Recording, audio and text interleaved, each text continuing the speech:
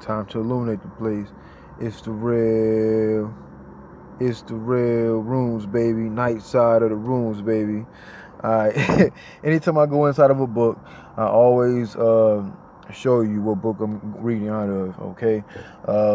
There's a lot of some books on runes. You know, that's really dealing with Norse mythology. You can find it in Iceland or Germany. So let's get into it. So this book is by Thomas Carlson, PhD. It deals with the night side of the runes. You know, you have the Kabbalah. That's pretty much what this is base, like almost like the base of, but it's a different location. You have the front side, and you have the other side of the tree. So that's where you get your word Doth from. All right, Doth, D-A-A-T-H. Okay, night side of the runes, Uthark, Adol Runa, and the Gothic Kabbalah. Okay, stay with me. Okay, all right, here we go. Runosophy. All right. Okay, here we go. Knowledge about the 9 worlds described in the Old Norse tradition is as important as the knowledge of the runes. The 9 worlds are not only the abode of mythological characters, but also represent aspects of existence and human consciousness. So pretty much, you can look at this as a mirror of yourself. Just like the Hebrew Kabbalah, the same situation. Yggdrasil, which is the axis in the middle of the universe. The worlds can be divided into 3 triads. The first 3 represent the shamanic upper world, or human superconsciousness. The 3 following represent the middle world and the conscious mind, while the 3 lowest represent the underworld, the consciousness and the unconsciousness and unknown, starting with the first triad. These are the 9 worlds. Okay. You have a super high and a super low. So they really count 7, but I'm going to show you 9.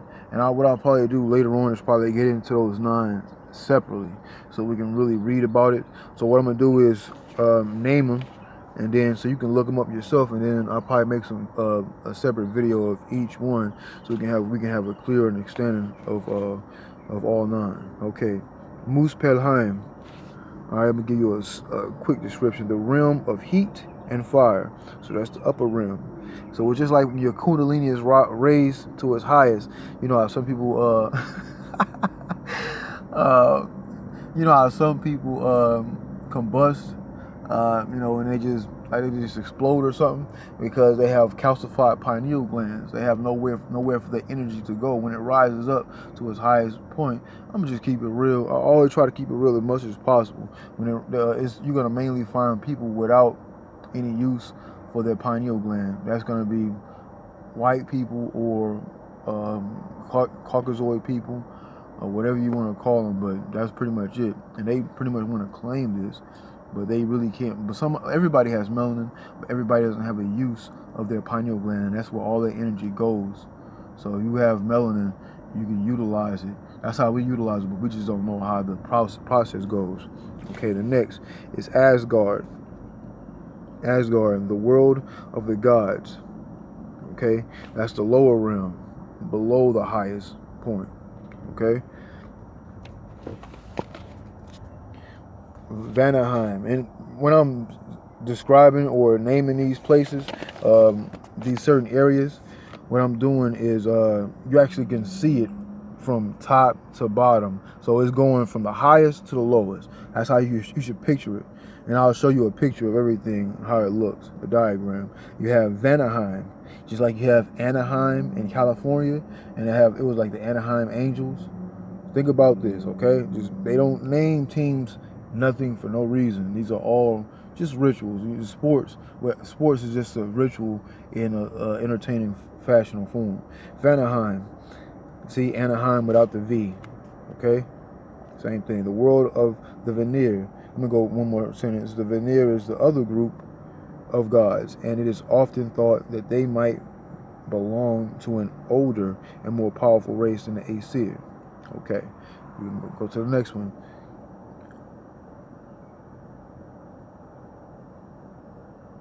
Josulfheim.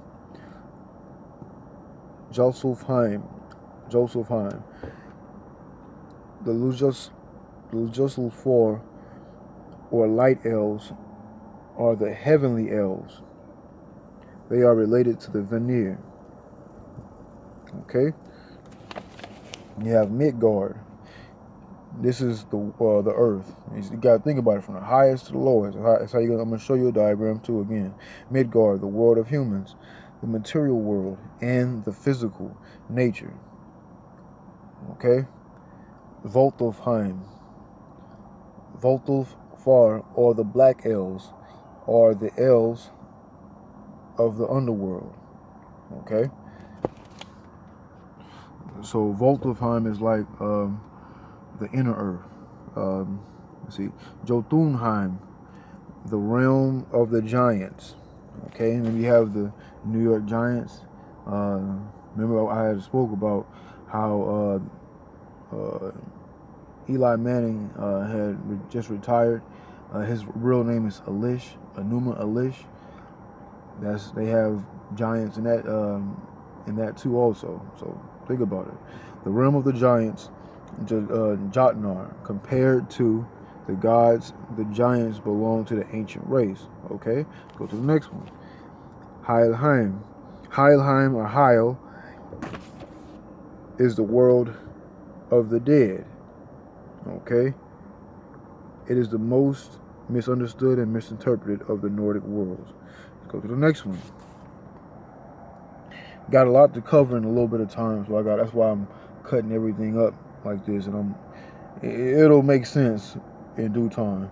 Niflheim, the realm of winter and ice. This is the deepest of all worlds and lies under Heil. It's like Heil. Okay. All right. Now you have 9 worlds and 24 paths. Okay. Let's get into it. All right. You have These are forms, Nordic forms of the Kabbalah. Okay. You have Na'ud, and you have Bajarka. And Bajarka is the one we're going to really get into. I really found a real, it was a good system with Bajarka. It made it very, like some certain things that stand out to certain people. So like when whatever works for you, use it. You know what I'm saying? When it works for you, chaos. You hear that? Every time it's chaos. That's chaos. All right. When you find a system that works for you, use that system. Or you can use plenty of systems. You don't just have to stay in one system. That means you're just using one part of your mind. So you can use different parts of different systems and combine them all. All you're doing is completing yourself. All right. So we're gonna get in Bajarka, but I'm gonna get into the parts that make them up. Okay. So remember we had 24 forms. All right. This is the You got you have Niflheim, Hel. You have Thurs, Muspelheim, Reed, Niflheim, Kin, Muspelheim, Gifu, Winja, Muspelheim to Vanaheim, Hagal to Mid to Heil. Okay, this is the Na'ud, Hel. East, Jotun to Svoltulf, Jera, As to Vanna, Perthra, Jotun to Lujasolf, Awas. You can find Awas in a lot of different, you can find them in Samaria too, but it's spelled different. It's spelled with an A instead of an E.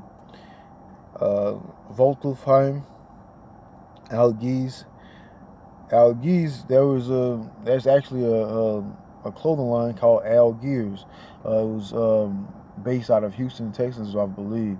Algiers, you see different rappers wearing it. Pimp C, Rising Power, Pimp C. You saw Spacey Zero wearing them, or whatever it is, you'll see that. But that's, if you look at it, the way it's drawn on those shirts, they're drawn off after Norse mythology.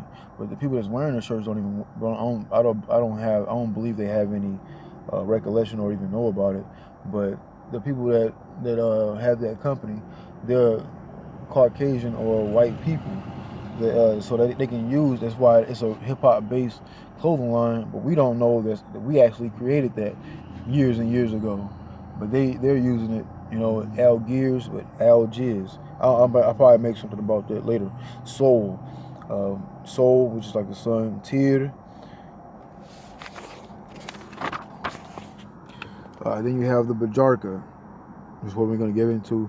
Bajarka, Manaz, Lagu, Ing, Odal, Dagaz, and Faye. That's 24. So you have 3, 8 into 24 divided by 3 systems is 8 in each.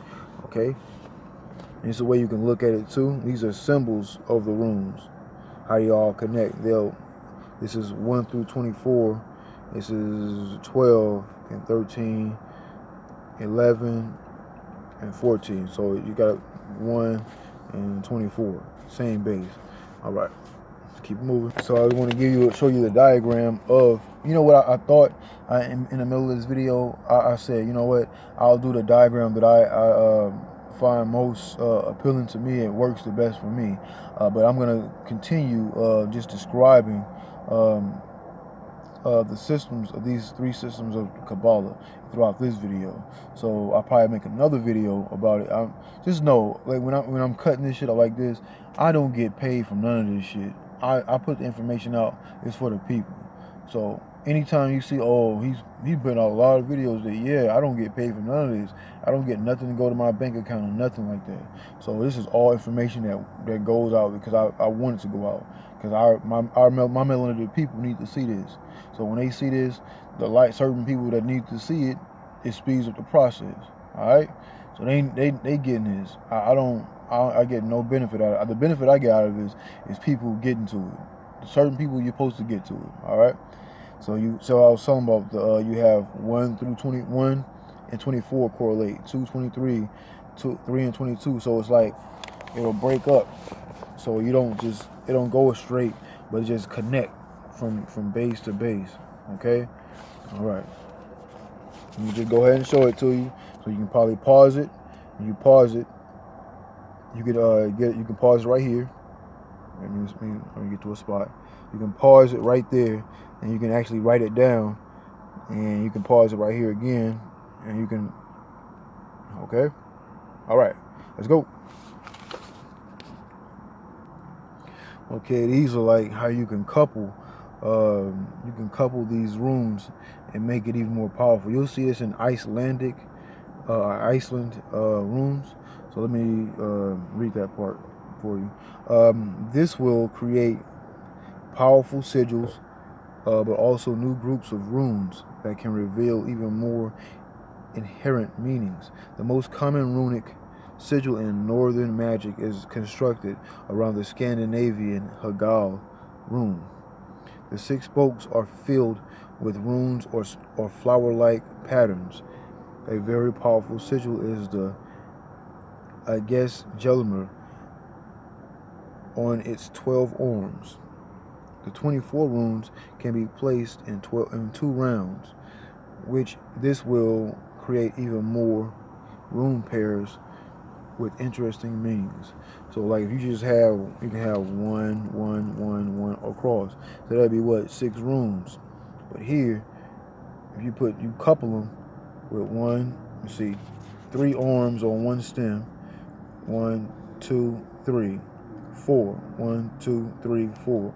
4 times 3 is 12. 12 plus 12 times 2, because 2 is on each cut of an arm.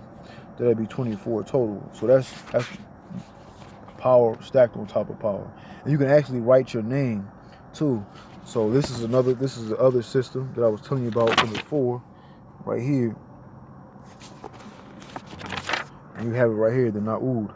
But I got like a minute and maybe 15, minute 20 I'm gonna show you the Na'ud. You can pause it right here. Time be flying. I'm not even gonna lie. Time, but I don't really have too much time because I got some flavor later on that I'm gonna deliver. You know. But yeah, these are the rooms and what they look like. So you can pause the video and you can look them up yourself. But I will more than likely make a video dealing with the symbolism of it. I'm still, as I'm giving it to you, I'm still grasping. I don't just stay in one book. I go into multiple, so that way your mind is more, your body and your whole yourself, your mind is more complete. Okay, all right. And you can pause this.